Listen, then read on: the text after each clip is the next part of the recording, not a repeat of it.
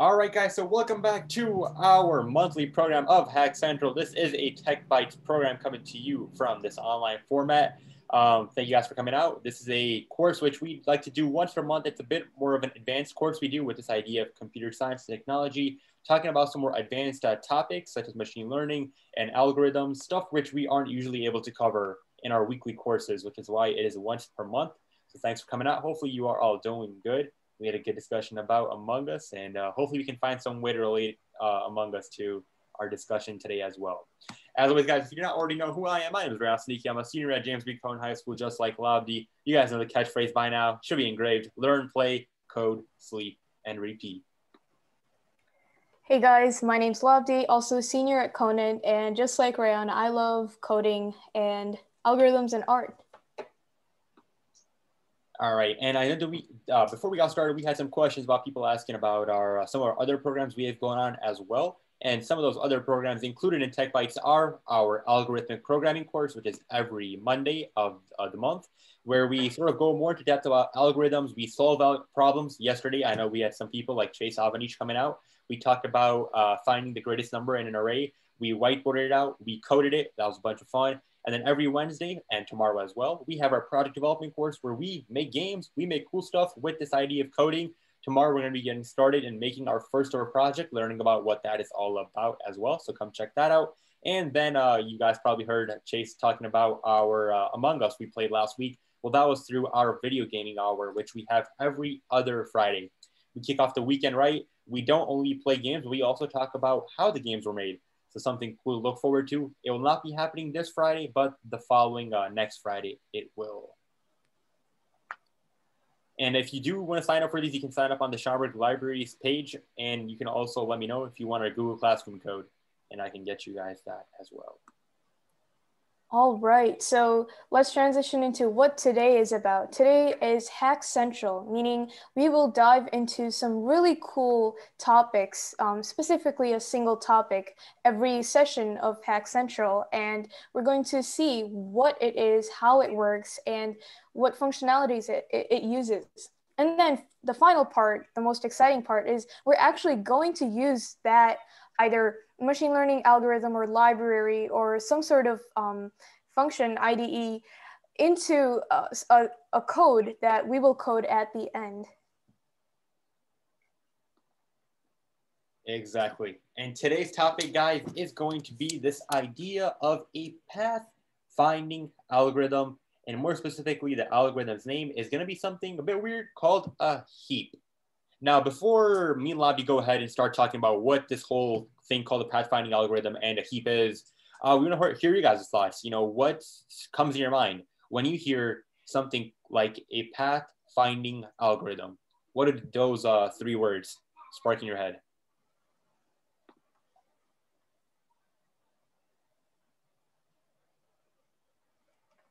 And we're just extending ideas, so feel free to, you can private chat us as well.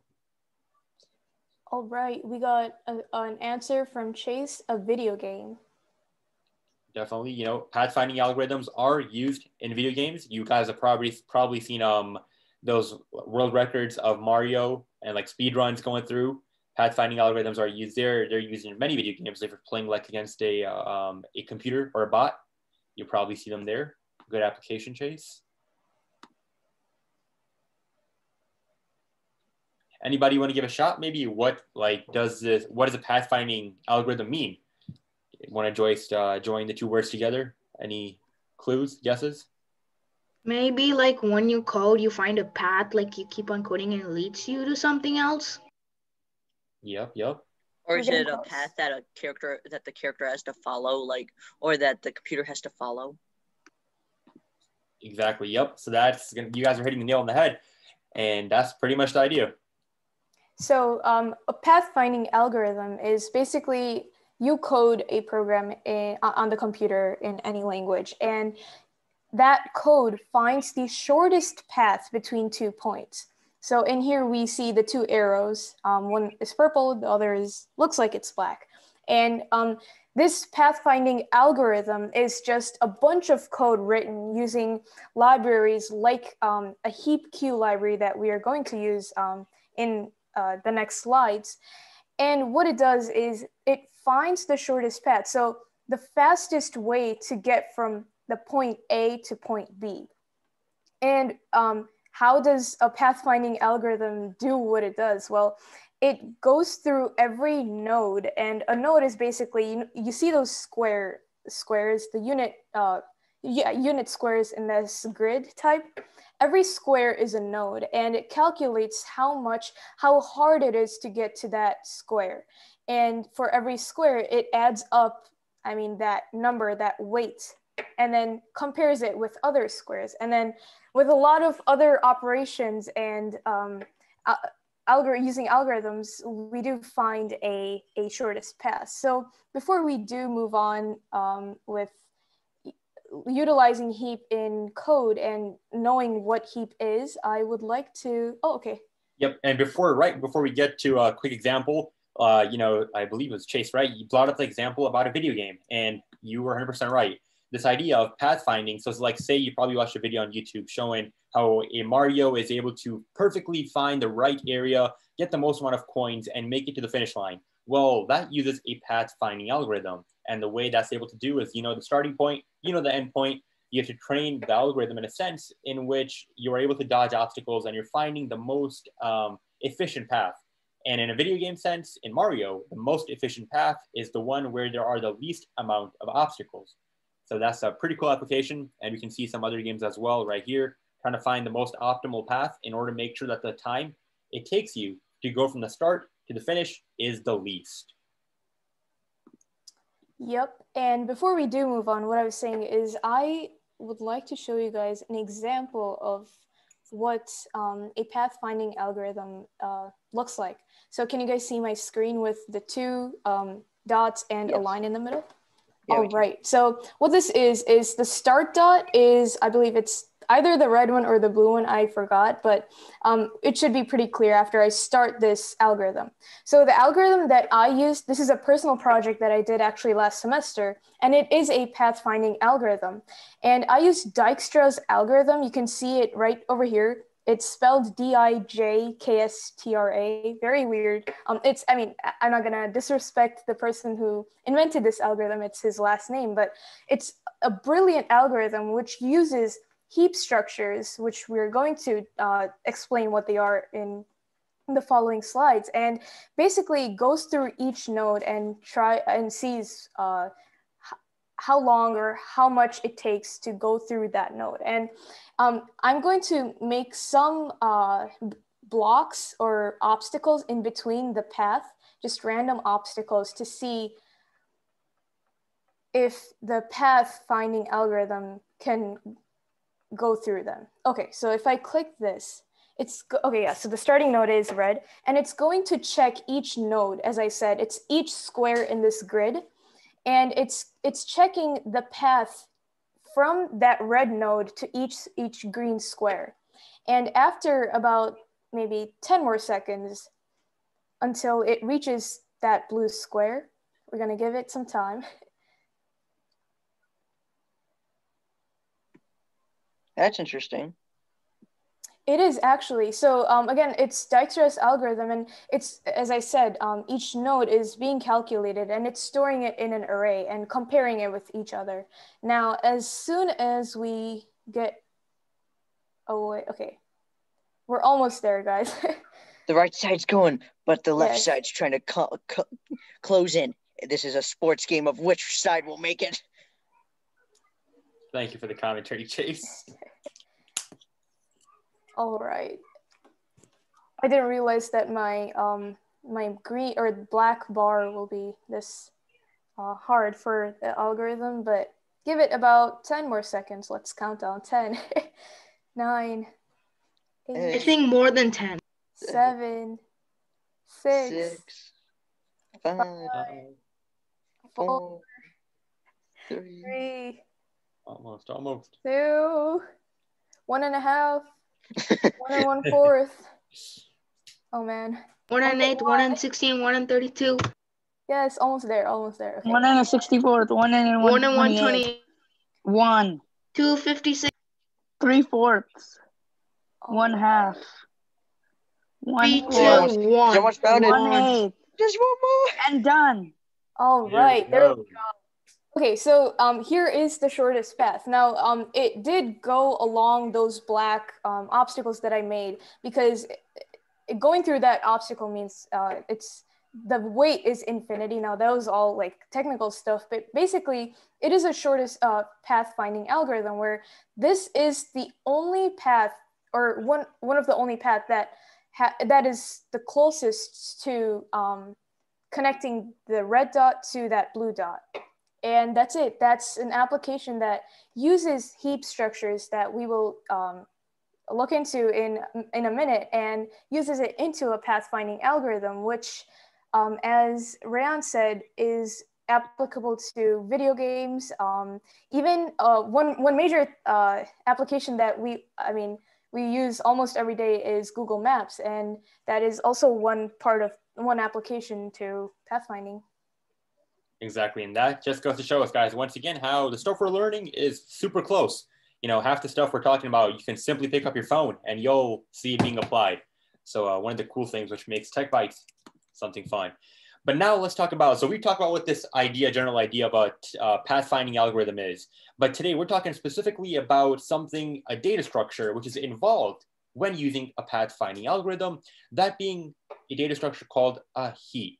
Now, what is a heap? Well, a heap is like a data structure which allows us to hold data. Now, you're probably thinking of data structure, why not just call it an array? Well, they sort of are synonyms for one another. However, a heap is more useful because it's able to make calculations and it's basically much more efficient when computing. And the reason why we use a heap, which is a special tree structure, and a tree structure is another word for like an array. However, it's a bit different because of the ways the values are laid out.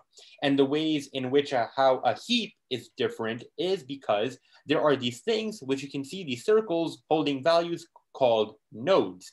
Now, at the most top, the number 10 right there, for example, that's something called the parent node because it's all the way at the top. And then as you go below, you can sort of infer that those nodes are called the child nodes. Reason because they're connected and going down in descending order, right? Well, the values of these nodes can either be less than or equal to the parent node. So like say you have the number 10 right here. Well, this child node can be less than or equal to the parent node. And this idea is sort of applicable towards the right heap when we're applying something called a maximum heap. And if we're applying something called a minimum heap, then it's the opposite true. The values of the child nodes can be either greater than or equal to. So the main idea which we want you guys to take away is that when we're utilizing this idea of a tree structure, think of it that we're holding data in an array. But a tree structure is just more efficient when we have many more thousands, hundreds of thousands of pieces of data. And today we're talking about one of those structures called a heap. Now, really quick to add in the previous slide, you may ask, come on, Rayaan, how is it more efficient to use a heap structure, like a tree structure so complicated like this instead of an array that we used yesterday or even last week? Now, if I tell you out of the numbers 10, 15, 140, 50, and 30, give me the greatest number. Now, you'll have to basically go through all of the code we actually used yesterday in algorithmic programming course, where we basically used a for loop and went through the array and then compared through each node. If we do use a heap structure, what we get is if we want the maximum value of the whole structure, all we have to look is at this node. We don't care about any of the other nodes. Same goes with trying to find the lowest value in that heap structure. All we have to, if we have a min heap, all we have to look at is the top node. And that is called the root node for vocab terms, but yeah. And that is usually why heaps are used more in priority queues or pathfinding, because in pathfinding, you want to find the shortest path with the least number of steps or the least number of weights. And that's why you have to use something called a heap data structure. Exactly. And guys, sort of an analogy to this is like, say you have a box, right? You got a bunch of toys or video games inside of it. And if you sort of put it, you have an array on one side and you have like a heap data structure on one side. Well, one box is with an array, right? So say I want to find a Call of Duty Black Ops 2 game, right? Out of all these video games in my box. Well, in an array, I'd probably have to go through each and every one of the games. Oh, this is not it, this is not it, this is not it. Oh, well, I finally got it. However, say I was looking in the box with the heap data structure. Well, if we're using a heap, we probably already have it sorted in a way where I know that in the first position, my game is going to be right there. So I simply open the box up and it's right there at the top. So like Labdhi was saying, when we start getting a bit more advanced and complicated, arrays are not always the best option. And we have other things like we can use like heaps. Yep, and just to review what we've talked about so far, why do we even use heap? For priority queues. Well, what are priority queues and why do we use them? Well, priority queues are a type of coding where you prioritize some code over the other. For example, when sending emails or in pathfinding algorithms. I'll just give an example for sending emails. If you want to send a certain email every 5 minutes, and another email every 15 minutes, then you have to prioritize all of those emails in that order. And that is one application to the priority queues, which uses heap. Also, another application that we just saw was Dijkstra's algorithm, pathfinding algorithm.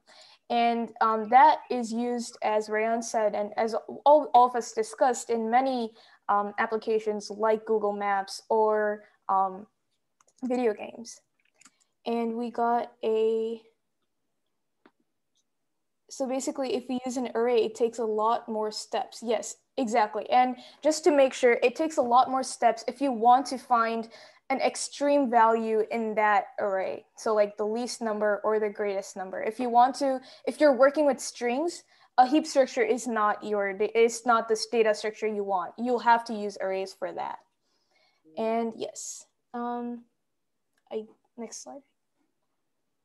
And guys, the main, like we've talked in the past 2 weeks, is every situation has its own applications, right? So in this case, like you guys were asking, an array has its own uses and a heap has its own uses depending on what the scenario presents. If you're doing something like Labdhi was showing us at the beginning with I still cannot pronounce that, the Dijkstra's algorithm, then you might use Dijkstra's algorithm, then you might use something like a heap structure. All right, so how about now we take a look at the code involved with a heap data structure and how that works. All right, before we do get there, we got a question. What happens if you box the exit or put something that would stop the start from getting to the end? Would the pathfinding algorithm error out? I believe yes, since I have not put in a try-catch statement in there, but if you guys want to see, we can try it out in the pathfinding algorithm, and then we can go into the heap structures. So let me run that code once more. Share my screen. Okay, let's see. All right, can you guys see? Yep. All right, perfect. Now you're saying if I box around, where did we start from? We started from the red and then the blue. Okay, so if I box around the blue, actually, I've never tried this, so great question. Never hurts to test your code out. All right, let's see what happens. How is it gonna work? I don't think so because yeah, because it's blocked. Yeah. Yep. I believe it's gonna go on for infinity. Yes, because the logic for that is the searching for the nodes goes on until it finds that that second, the blue dot.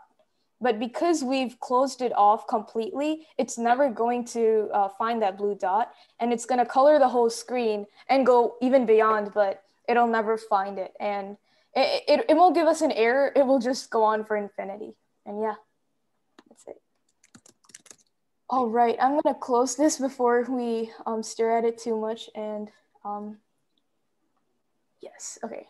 Exactly. And let's go into actually using this heap and trying to apply it. Like, let me close out my. Yep.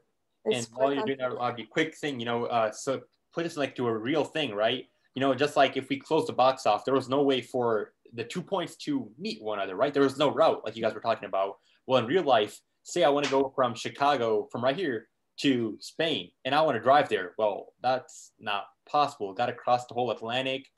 Like we can't just. Oh, so the same heap system is occurring in maps also? Yeah, this idea of pathfinding between 2 points is. Yeah, well, that makes sense because like your start point and the destination. Yeah. And just to add in, I use Dijkstra's pathfinding algorithm, but in the Mario example that Rayaan pulled up on Google, it was talking about an A-star pathfinding algorithm. There are plenty of different pathfinding algorithms that use data structures like Heap, and Google Maps may use one of the many pathfinding algorithms, but the cool part is that most of them have the same method or the logic behind them. So exactly. Yeah. And it looks like Google Maps is using Dijkstra's. Oh my God, yes. So there we go. I did not know that actually. Yeah, that's pretty cool. So that just made my day. Yeah, that's pretty cool. So it looks like what we're learning about actually has a pretty, you guys have probably used Google Maps or Apple Maps, right? So it looks like it has a pretty near and dear connection. To get from Chicago to Spain, you're driving underwater. Yep. Soon in the Yeah, that's what I exactly said. There's no driving routes. Yep. Or if there was like a border from the North Pole to Greenland and to Europe at like a narrow spot, you could just drive up to the pole, like up and then come down to get to Spain. Coming in the future. Coming in the future. Yep. All right. Yeah, I heard underwater trains are coming in the future also. Yeah. We just gotta wait and see. Yep.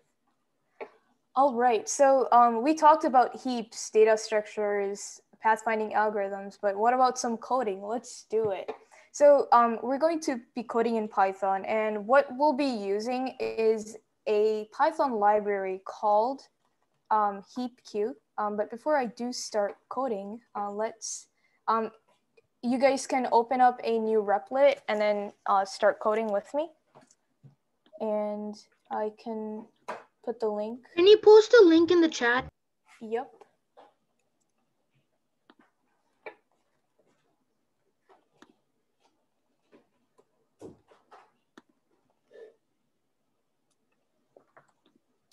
All right. Okay. Good.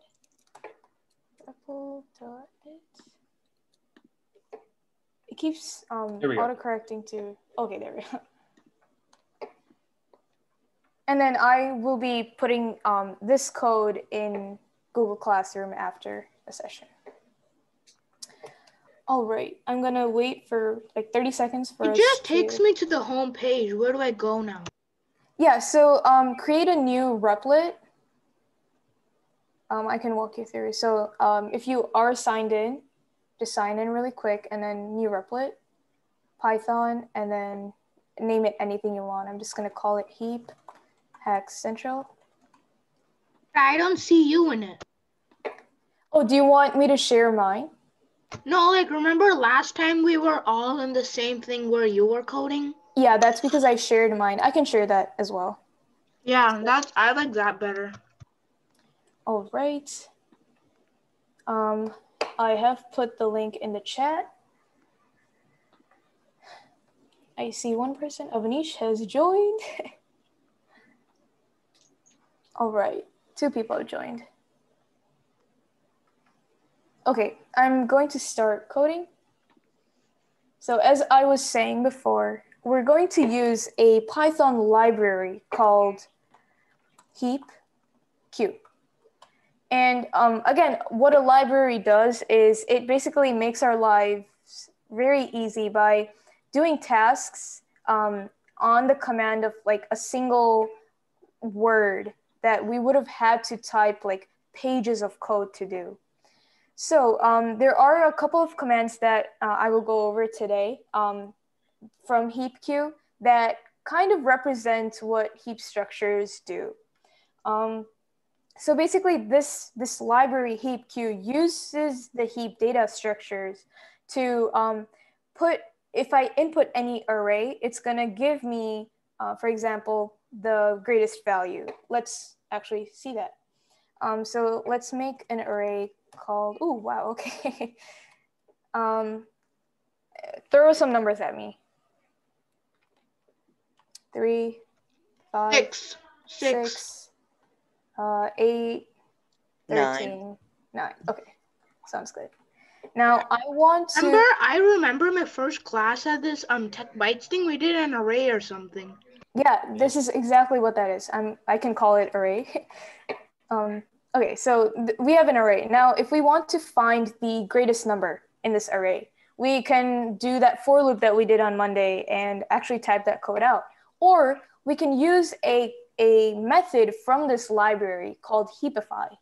And what that does is if I say heapq.heapify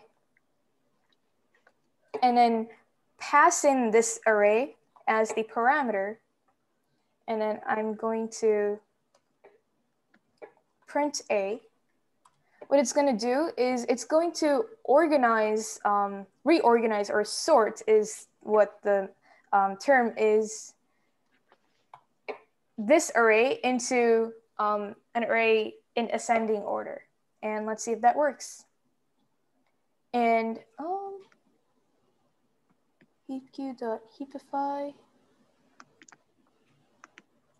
Do you see any errors? I see. Wait, let's see. heapq.heapify array. I'm pretty sure that's right. Maybe it's because we're using array as a name for the variable. Let's change it to A and run. Nope. You guys see any? Oh man, debugging. Heapify. HeapQ. This is what we did in the hackathon. This was the debugging. Yes, definitely.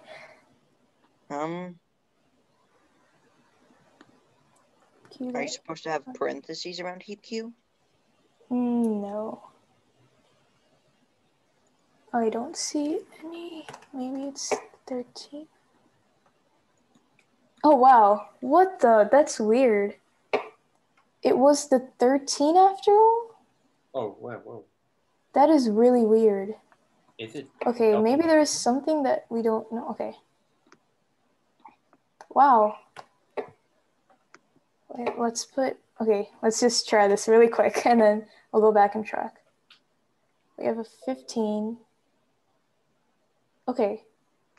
It looks like if we only use single digits for now, integers for now, it should work. I believe heapify has another attribute to it other than just organizing it in ascending order that that occurs with like the greater amount of data in it. And like if we have a 15 and a 5, 15 it has greater data to it. So most likely that is the reason for it. That is the only reason I see, but let's move on. Okay, so what we saw over here is heapify, and what it does is basically orders any array into ascending order. Okay, let's move on. Let's see. So HeapQ also has different properties or other functions or methods like heap pop. And what that does is pops the smallest value from that array. So if we copy this array from above, and then we say just print, or let's just HeapQ. Again, we're going to refer to that module or library, dot heap pop, and then inside the parameters, or parentheses, we're going to input our parameter, which is the array. And then finally, we're going to print that array. Most likely, if it doesn't work, I'm telling you guys, if it doesn't work this time, it's probably because Replit isn't importing HeapQ. It did import last time, but let's see just in case. Okay, so I'm going to print our array. Cross your fingers, guys. Okay, it did work. So what it did was heap pop means to pop the least number. Again, as we said, heap works with extremes, so least number, greatest number. And heap pop basically pops the least number. And what goes on inside this library or module is the whole heap data structures. All right, we're gonna do one last code snippet and then, yep. All right, so we're going to push something into the array this time. And some of these operations or methods may be very common that Python has as well, but some people like to use the HeapQ module just so it works with like their sorted array better. All right, so I'm going to copy this again, just in case. And then I'm going to say HeapQ dot heap push. And then inside those parameters, I'm going to pass in that array we have as the first parameter. And then in the second parameter, I'm going to push in the value I want to add to this array. So again, if you guys don't know, push means to just smack another value in that array. So I said smack, but basically the better terms are just to add another value to that array. So let's say I want to, what number do we not have in here? Let's say 4. And I'm going to print once more, print A. I'm just gonna say with pushed. And let's see. Oh man. Okay. No. Okay. HeapQ dot heap push A, comma 4. Let's try this. Maybe this. There we go. Oh, okay, nice. Oh, thanks. Sorry, I've been working with JavaScript all day. So yeah, Labdhi forgot the Python syntax for adding strings with variables. You just need a comma instead of a plus. And if we see the array that it outputted has that value 4 that we pushed in at the right place. If we would have used a regular a.push and then put in 4, it would have just pushed it to the end of the array. So our array would have looked like 3, 5, 6, 8, comma 4. But what he pushed in was it sorted, in the sorted array, it pushed in that value in the correct place. And those 3 functionalities are just a few of the many things that this HeapQ module does in Python. And HeapQ module is just one application or one representation of heap data structures and what they do in our coding world. Yep. So guys, that was a lot of information, a bit more advanced than we're usually used to, but don't you worry, we'll be going back to Earth tomorrow with our product development, going back with our Python project, with all that stuff to come as well. We hope you guys had a good time, a fun time. And hopefully you guys took away something, the main idea of a data structure, maybe when to use it when compared when using an array, and something useful like that. Hopefully you guys had a good time. Thanks for coming, guys. Catch you guys on the next one. See you guys. So Bye. isn't an array basically just, a heap, is it basically just an array with the smallest thing on top, or with what you want on top? So it's not an array, it's more of a tree. You know that tree structure that we had with a root node and then not 2 nodes. It can have like more than 2 nodes, but nodes underneath those, and then each node has nodes underneath those. Now you can put an array inside it, a heap structure. That would just be, the root node would be on top, and then we just that would just have one child, and then that child would just have one more child, and then that would be in a descending order that way. But heaps are usually in trees. All right. Thank you. Bye. Bye. Thank you. Thanks for this.